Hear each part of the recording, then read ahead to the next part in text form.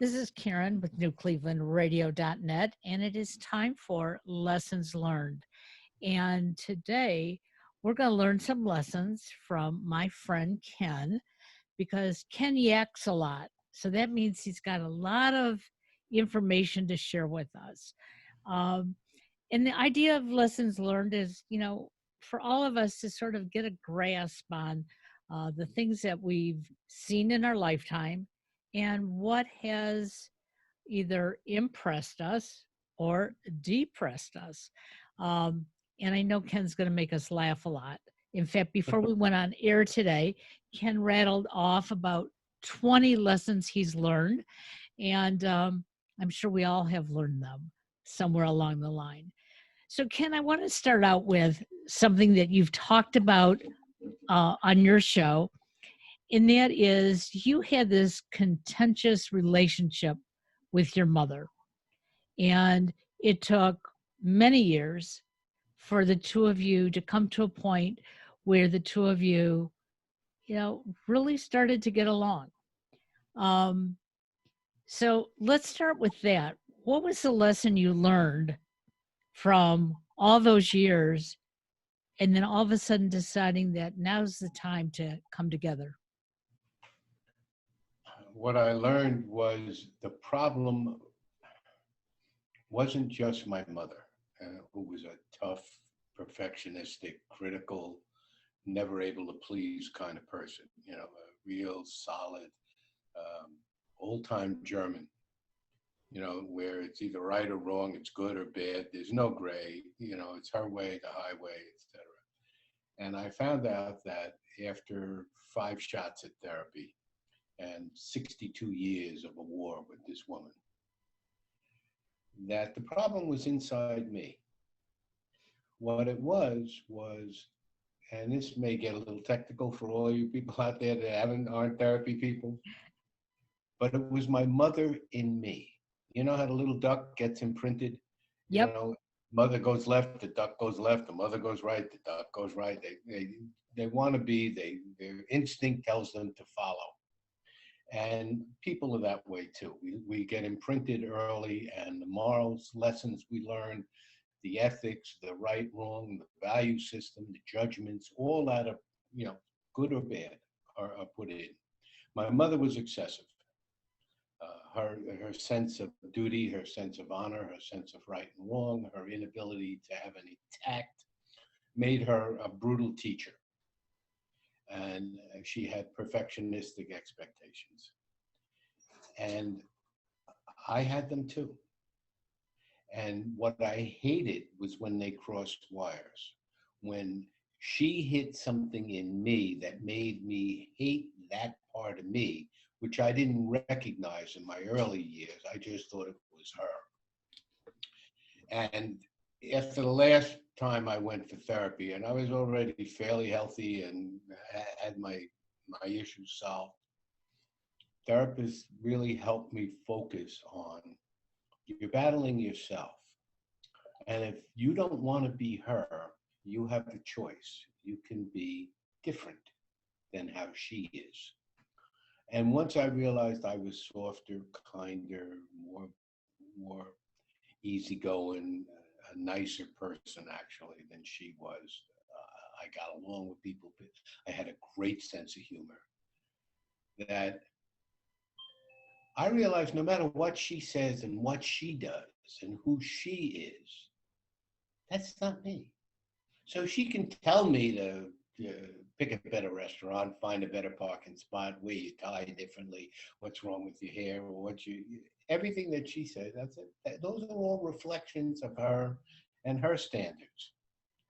And so it was like that duck, except this duck had a water propellant coat, a water repellent coat. And all of her stuff bounced off me now. And so for the first time, I didn't fight with her. I said, come on, Ma. And then I would change the conversation because I'm a therapist and I know how to do that. And I would change the conversation and I would change it to something that included the both of us, where we were simpatico.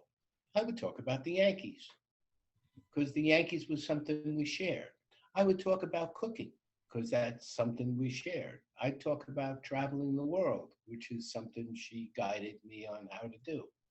So I would always put us in a frame where the two of us were together on the same side, and we would start to talk. And then that expanded into her saying to me, let's go for lunch and let's talk. You haven't been here in a while. When are you coming over to talk? And all of a sudden, we started to develop a respect. And then I asked her about her early years in her life, which I didn't know much about. And then she found out about me as I told her all my road stories and all my experience from the world. And we bonded. And then all of a sudden, we had a relationship. Now, this didn't last long because it went from age 91 to her dying at 92 and a half. So we had a year and a half out of all of our years that were absolutely golden. We loved one another. We expressed feelings to one another. We cried together. We laughed at some of our foibles. I could kid her about who she was. She was always on me for who I was. But the lesson learned was that you can find a way if you don't give up. And then many times I had to walk away. You know, she was too toxic for me. I couldn't take the criticism, no matter how hard I tried. You know, she would find something wrong with it. You know, I mean, she spoiled every picture you painted because you drop your, but look at that scuff on your shoe. You know, I mean, it's like she could never see the big picture. She could only see the little details. So it was a hard lesson. It was a life lesson. But it was very rewarding because if you're persistent and you try to find a way, you know, just keep trying new doors until you find the one that works. So, how does that lesson help you in today's world? Okay. I mean, we've just come through a very tough year, and we've come through a very tough 4 years. And you express yourself very openly, like I do, about what you've thought of the current administration. Um, but you seem to be softer now. And I'm starting to wonder, are you softer because the current administration is almost going out, or are you using the lessons you learned to just move forward? I think both, because in the spirit of what's coming, we have to come together. We can't just have your people, you know, your own 48% and the other guy's 48%, and stay in separate camps. We won't get anywhere. Um, you know, we have to cross the aisle like they did back in, you know, when Dirksen was back in the Right. Senate, Sam Erwin was back in the Senate. People talked to the other side and they found a common denominator. And I think if we don't do that, we have let Trump win. We have let his division, his small-mindedness, his anger, his misplaced guidance dominate us, which he has in terms of the media. So we have to change the media message. We have to change it from us versus them to all of us and find a way to be all of us. I had an experience yesterday which was really upsetting, but I think I handled it. I have this nurse that's in the pacemaker office, and I know her for 11 years. And she's got kids and she's got problems and stuff like that. And I've always been a shoulder for her. Oh, Ken, how you doing? You know, she knows I'm a therapist. And we've always had this on top of the medical relationship. We've had this kind of kindness towards one another. And I guess in all the years, I never spoke politics in that office. It was just, you know, you're in there for a short visit and you talk. But yesterday we were done, we were joking, and I said, well, I'm really looking forward to, 2021. You know, the pandemic is coming to an end and we're going to be getting shots, and I'm looking forward to being out and hugging one another and being able to get back to going to the movies and going to restaurants, wherever the hell you want. and we'll be rid of this goddamn president. She turns to me and she says, "Ooh, I like the guy." Jing, jing, jing, jing, jing, jing, tilt, tilt, tilt, tilt. Now, I don't usually talk to Trumpers because you can't. I found you can't. So I said to her, "Oh, Erin, I'm really surprised you said that." I said, "Doesn't the environment bother you? The way he's dealt with it?" "No." "No? What about women? The way he treats women?" They all do that. Men of a certain age are all that way." "Well, what about honesty?" "Well, I'll give you that," she said. "He's not very presidential." And I was just running out of things to say, and I just said, well, I'm surprised, but we're both looking forward to next year for it to be better. I went out of there, and I was like, oh, like my old way would have been, holy Christ, I got to change her mind. I gotta get in there whip and wail with her. And it's just mind-boggling to me that she forgave everything about him. And it fit into an article that I read in one of the internet sites I go to that said Trump people see him as a failed character. They see him as a person with flaws. They see him with shortcomings, that he has a temper, that he's vindictive. They all know he lies. They know that, there's a lot wrong with him. But they say he's honest. In their world, he admits that he's not that way to them Okay. when at the rallies. And what I thought that meant is that's them too. They know they're flawed. They know they have things wrong, and they can identify with him so that it's an emotional connection. He's like a flawed father who still provides to them. They know he drinks. They know he's got this problem. They cheated every once in a while, but day after day he stayed at home and he, stayed the course, and he never changed his view. He always said the same things. And so I looked at her that way, and I looked at her a little differently because I think, well, she must identify with something that's wrong with her, and that's okay because we all have stuff that's wrong with Sure. us, and he's the role model for that. and I wasn't angry anymore. I was like more understanding of that reading that article really helped me see that it's a connection with him, not about him. It's with him. Interesting. Well, as you talk about your mother, um, I almost feel like we grew up in the same household, almost with the same type of mother. Um, my mother was a kinder, it sounds like she was a kinder and gentler soul than your mother, although my mom sometimes did not mince words, and they were very, very hurtful. Um, and it took me most of my life to connect with her. But just like you, one of the things I learned was that it wasn't about changing her, but it was about changing my responses to her. And that has helped me with people today. That, like you, if somebody doesn't agree with me, I don't have to change their mind, but I also don't have to agree with them. That's their choice. This is my choice. And whatever that common ground is that you have with that medical person, you're still always going to have it, despite the fact that she Mhm. likes Trump and you don't.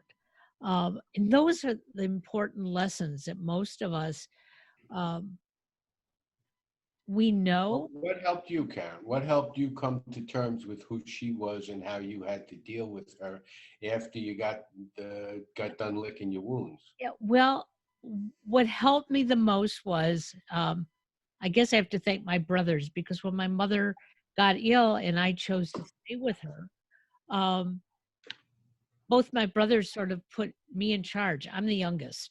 Okay. I expected my oldest brother to come in and be with my mother and take charge of everything. Wrong. But that wasn't his. Females do that. Males don't. And my other brother was there who, when my mother was healthy, okay, would come in 3, 4 times a year and took care of everything, made sure all of her bills were paid, and, her she was stocked up with groceries and everything. Um, so because the two of us were there, I thought, he's going to take over. And he sort of looked at me and he goes, "You're the stronger one." And it was just those words that I realized I was stronger. And now I had to develop this relationship with my mother so she didn't think that um, I was abusing her in any way. She was blind. She didn't know she was blind. And so I had to learn how to communicate with her. Right. When she would say, "Don't do that," but I was on the other side of the room, I had no idea what she thought I was doing. And so I had to learn how to ask the right questions. And I realized if I had been doing this my whole life, it would have been a smoother relationship. It's really incredible to hear you talk because the similarities were so strong. When my mother had her stroke at almost 92, the part of the brain was that she couldn't process new information. So she couldn't walk, but didn't know she couldn't walk. And so she would always scream at me, "What the hell's that wheelchair doing here? That ugly goddamn wheelchair. Why is that here? And it was an interesting phenomenon, that well, Mom, you fell once. We don't want you to fall, and again. So, if you want to go outside and get some air, I'm going to put you in the chair. Oh, okay. Who's driving? I'm driving. Okay. So I would drive her outside, and she would be funny about it. Be Right. okay. But you know, it's having to accommodate in the midst of the barbs and the criticism and all that other kind of stuff. Um, the other part of your story was the siblings. Is that I had a sister who's 10 years older than me, and when it came time to take care of my mother, it was me who came in, cooked, shopped, paid the bills, took her to the doctor, did everything except the female things, Right. which I had Right. somebody come and do for her. But my sister had to get past the fact that her younger brother took over. And it was like a battle initially because I'm the older sister. I should be doing all this. I said, um, anybody stopping you? Yeah. And that ended that. Said, no, I guess not. She said, listen, you've always been better at these things. I hate to say it, but you've always been better at these things.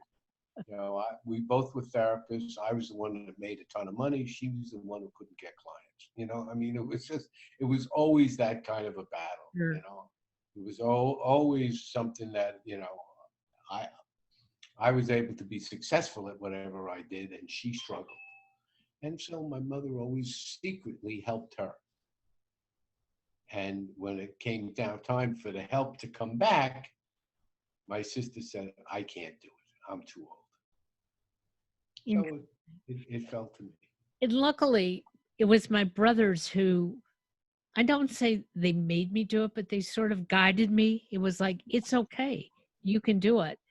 And I'm grateful to this day because it brought me closer to her, but it also brought me closer to them because it made me realize I may be the youngest, but I have as much value as they do.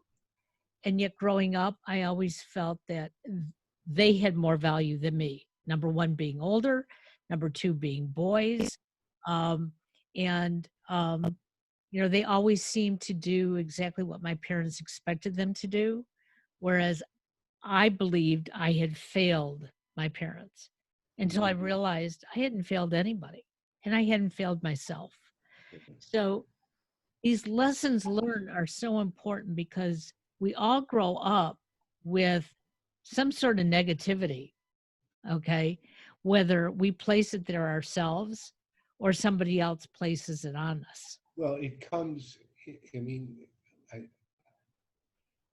every patient that I saw for 50 years came in with a critical parent Interesting. because that's part of growing up. You know, you have two parents.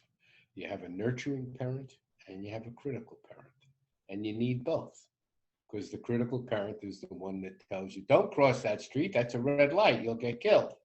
Don't eat that. You'll get poisoned. You know, wash your hands, go to bed on time, get a good night's sleep, eat this food. You know, the parent that is instructing and correcting is necessary. We need all that. But it comes with a lot of don't do's, a lot of finger pointing, a lot of yelling, a lot of punishments, a lot of stuff to reinforce their authority. Because if you don't listen, you're not going to make it. You have to listen when you're young. You just have to learn the lessons. But the damage is you can't listen to yourself. You have to listen to somebody else. And eventually, you have to unlearn that. You have to learn to listen to yourself when you become an adult. You have to switch gears. In the beginning, it's as your child is talking to you, and you only have a small adult. You have a big kid and a small adult. And as you grow older, you get the teenage years where you're sometimes an adult and sometimes a kid. And then hopefully you make it where you're an adult all the time and you handle your child. And the lesson learned is to be more of a nurturing parent to your own kid inside. Be kinder, be thoughtful, be supportive, be encouraging, understand errors, don't criticize. At this point, you nurture. You show somebody, why don't you try it this way? Rather than saying, don't do it like that. The difference is phenomenal. And so if you do it to yourself, then you learn how to do it to others. You learn how to talk to others in a way that you're more compassionate, understanding, helpful, kind, thoughtful, and softer. And So, so yeah, go ahead. it takes a while to make that switch. You know, we all grow up at different rates. It took me a long time. Well, and that's what I was going to ask you because, you didn't feel the nurturing from your mother, as you've talked about.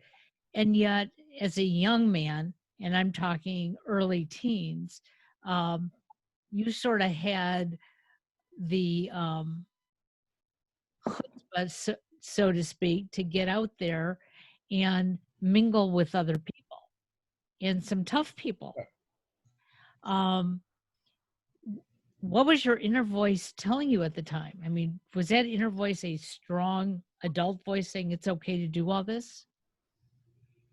It was a combination of what my fourth grade teacher told my mother.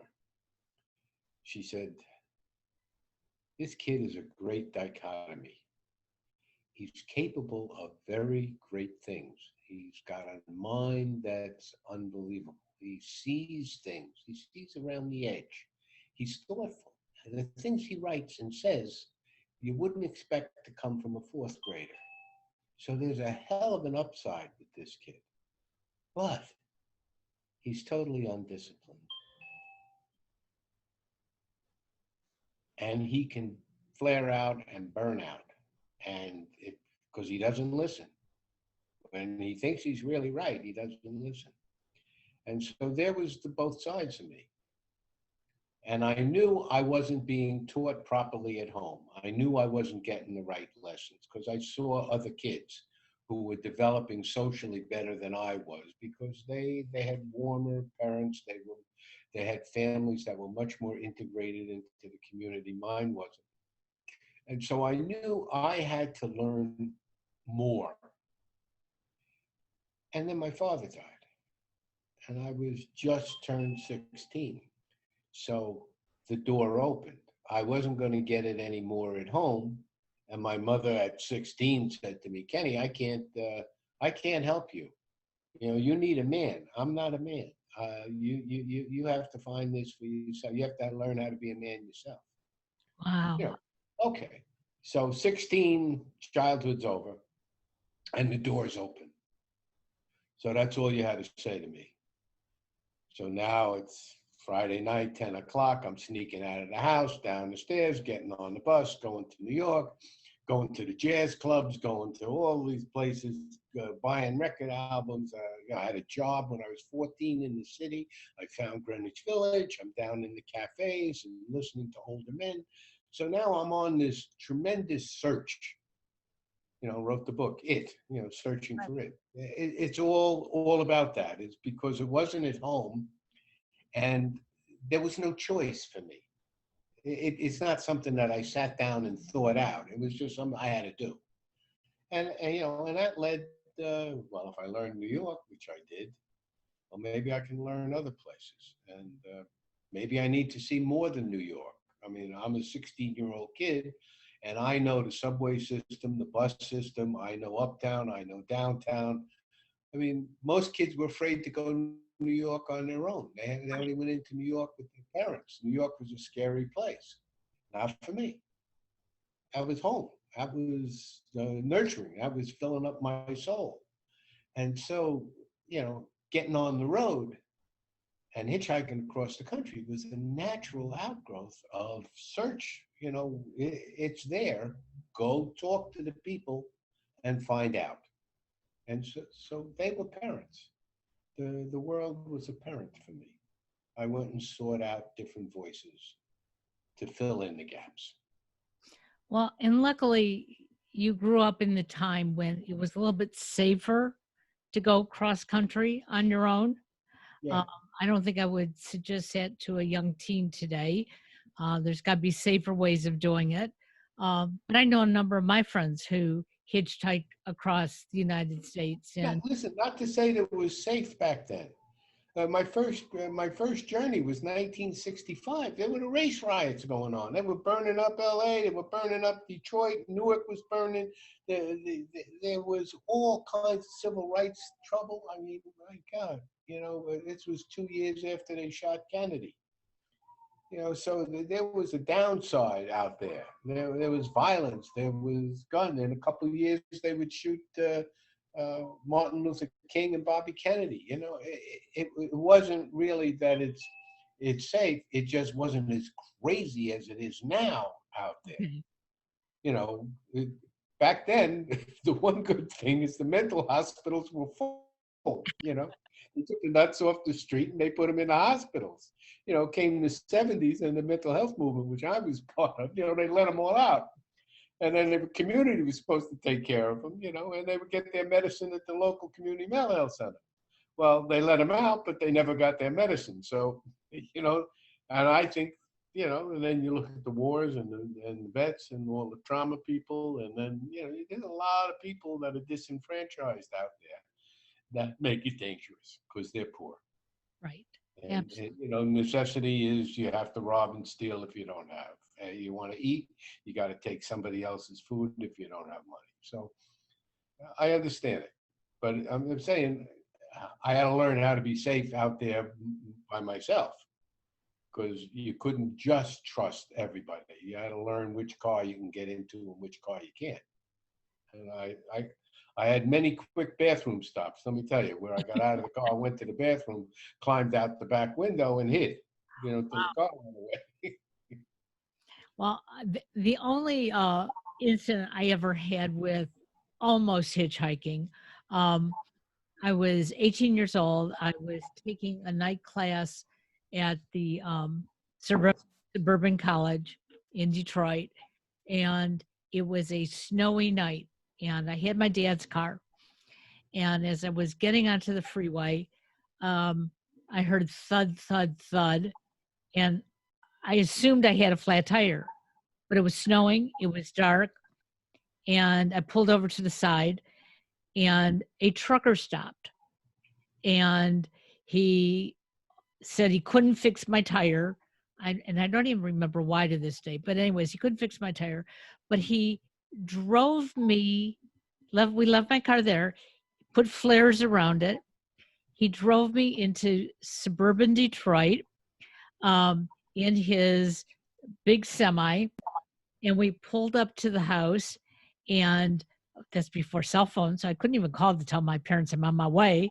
And You're my just lucky you got into the right truck. Yeah, you are absolutely correct. And my parents see this truck pull up, and my father comes out, like yelling and screaming at the trucker, like, "Why are you parking in front of my house?" And there I am getting out of the truck, and then I got yelled at for getting in the truck with the guy. Um, so I understand some of the things that you're saying, that as parents, we want to nurture, we want to teach our kids right. And sometimes that nurturing in those lessons don't come out very right. Because uh, I was trying to do the right things. I didn't Yeah. want How, to try how my, many stories are written about the young girl who got into the wrong truck? oh, hey, I look back and I know that I'm blessed that I'm here today. Um, but, as young people, we don't always think about what the right thing is. We Yeah, well, the choice was stay on the side of the road or take the rescue. right, And I guess whatever you learned, you trusted what your eyes saw. right. And since then, I would never trust again, which is and sometimes sad, because I know there are a lot of good people out there. Yeah. But Well, it's different for a woman out there. I mean, much, much, much more. You're much more vulnerable, you know. women today don't want to hear that either. They want to hear that they are just as strong and tough. Bullcrap. Well, I agree with you. Okay. Um, and so some Women out there, you can be subdued and hurt really easily. You don't have the physical strength to deal with it. You Yep, may have the same smarts and you may have the same instincts, but there are many people that are wolf in sheep's clothing. absolutely. Yeah. Well, we've learned some lessons today, and we will continue to learn them on your show. And what I'm hoping we can do in the very near future is maybe open up your book, um, and talk about the different chapters in there. Tell the stories of what you found along the way, because those are lessons learned. And every time I read a different story, um, I see you differently, which I In think, what way? What do you see differently? um, I see growth in some ways. Sometimes I look at it and I go, I have no idea who that Ken is, because that Ken I know would never do that. Um, but it's okay, because we go through stages in our life. We constantly are learning and changing. And I think we're changing for the better. And in the past 6 months or so that you and I have been working together, um, now that Trump is on his way out, you are a kinder and more gentler person. And I love that. Good. And he put a lot of anger into your bloodstream. And I can see that you're slowly letting it disappear. Well, it's not just me. I mean, there's I a know. lot of people who have been frustrated and angry and unable to sleep and really upset when you're being lied to your face every day, and then you see other people believing the lies. It's powerlessness that you're rebelling against. That the feeling that you can't even control what you're watching and what you're hearing. And as his voice gets less, the rat-a-tat-tat of every day, you realize what we've been under, the chronic criticism every single day, the amount of anger in that man generated to all of us. And if you just compare, now who knows how well Biden's going to do, but he's a kinder, softer, his voice is much more mellow and soothing. You just feel the difference, so that when the press conference is, It's how can we fix this? How can we fix that? Rather than this guy's wrong and that guy's wrong and this guy's not treating me fair and that guy's not, the I'm feeling is less. So it gets back to I wasn't like this. I wasn't an angry political person. Maybe in the '60s I was, with a young man with a lot of Sure. testosterone, out trying to end the war in Vietnam and civil rights and women's rights and gay rights and all that stuff. But after that, I wasn't an active voice for politics and stuff. I was a therapist raising a family. And I didn't get that way till now in these last 4 years when, it just the barrage that we all had to deal with. So it's like the tide. It's going out and we can all say the storm is past and just let it go. Bye. Hasta luego. Well, it's interesting because my youngest son can imitate Trump's voice to a T. And for 4 years, we had our own local Trump in the house for a while. Yeah, he does this a lot. Yeah. But what is interesting is that in the last couple weeks, he's taken on this new uh, vocal persona, and the guy's name is Millard. And he's this kind, gentle, older man. In fact, he says Millard is 194 years old, but you can see the softness in his playfulness. And I'm so grateful for that because the last 4 years were tough for him, being born on the spectrum and uh, hearing, Trump, you know, making fun of people with disabilities. And now it's like, it's not a disability. It's just part of who I am. And let's move forward. And so there's more smiles and happiness around this house as well. So, Yeah, it's easier. It's yes, just easier.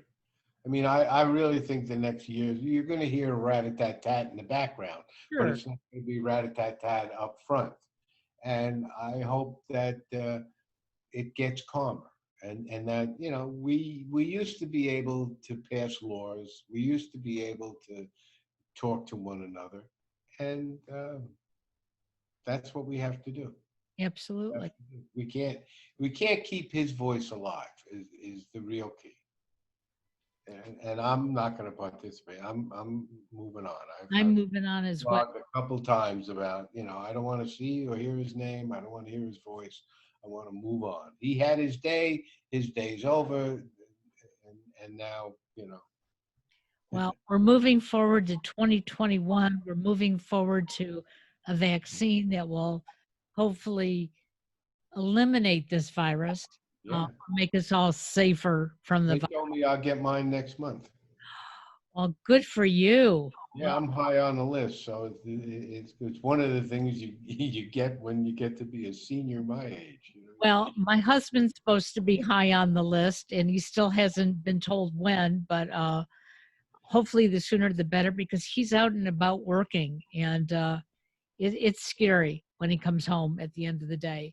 But He's so still working. Wow. yeah, he's most of his IT work is done in the banks, and most of the banks around here are only open for drive up. So he is fairly safe inside, but even so, just one We've gotten super safe. Uh, I don't even see family.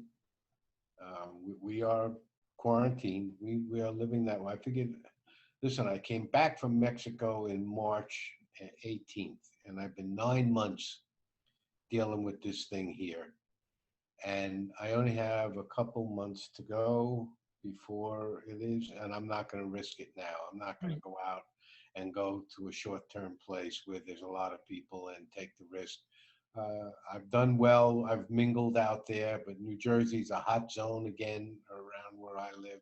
So I just figured if I did 9 months, I can do 2 months.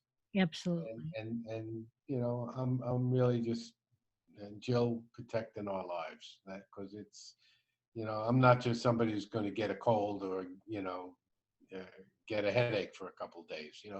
It's going to do bad things to me.